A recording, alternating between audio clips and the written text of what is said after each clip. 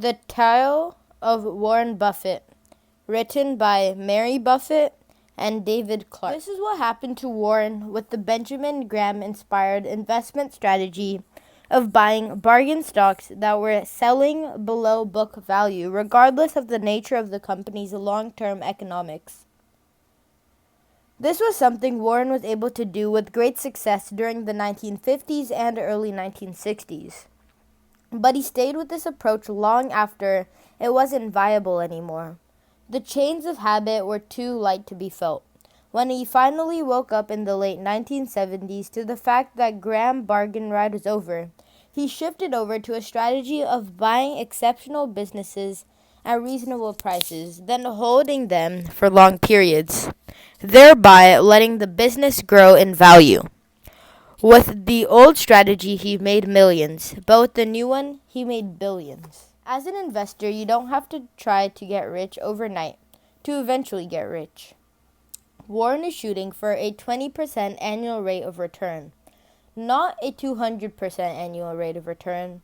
Invest $100,000 for 20 years at 20%, and you end up with $3.8 million. Hold it for 30 years, and you end up with $23.7 million. You win with the running game, not the long bomb. With a world trying to get an annual return of 100%, a lot of mistakes are being made regarding long-term business economics that make getting a 20% annual return pretty easy. Accounting is the language of business. There are many ways to describe what is going on with a business, but whatever is said, it always comes back to the language of accounting. When Warren was asked by the daughter of one of his business associates what courses she should study in college, he replied, accounting. It is the language of business. To read a company's financial statement, you need to know how to read the numbers. To do that, you need to learn accounting. If you can't read the scorecard, you can't keep score, which means that you can't tell the winners from the losers. Beginning investors sometimes think that the only game in town is the stock they just lost money on. So they keep playing it, as if it's a game in a casino, hoping that their luck will change. But with stocks, unlike casino games of chance, the risk varies dramatically, from one stock to another. All of it based largely on two factors: the quality of the company and the price you pay for its shares. In relation to that quality, the higher the quality, the lower the risk, and the lower the price in relation to the quality of the business, the lower the risk. Number 35. I look for businesses in which I think I can predict what they're going to look like in 10 to 15 years' time. Take Wrigley's chewing gum. I don't think the internet is going to change how much people chew gum. Think beer, soda pop, and candy. Budweiser has been making the same brew for over 100 years. Coke has been selling the same magical, caramel-colored sugar water for over 100 years. And Wrigley's has been making the same chewing gum for, you guessed it, over 100 years. Catching the trend here? Do you think you can predict what these companies will probably be selling in 15 years? If you can, then you might just be the next Warren Buffett. It's hard to teach a young dog old tricks.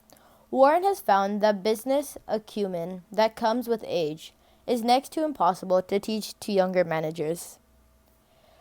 The old birds have got it wired and know how to make a buck. Warren is in his 70s. His partner, Charlie Munger, is in his 80s. Mrs. B ran the Nebraska Furniture Mart at over 100. And many of the managers at Berkshire Hathaway, Warren's holding company, have stayed on well into their 70s. Warren has no mandatory retirement age at Berkshire. In Warren's words, 65 is just getting started.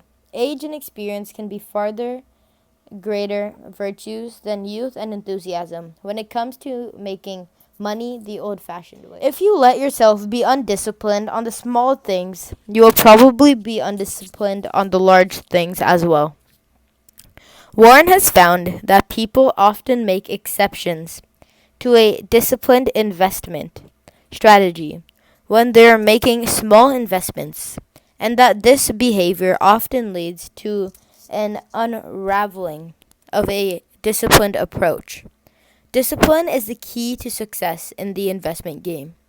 Just as it is a key to success in much of life, Warren so believes in a disciplined approach that he has turned down a $2 golf bet because the odds were against him.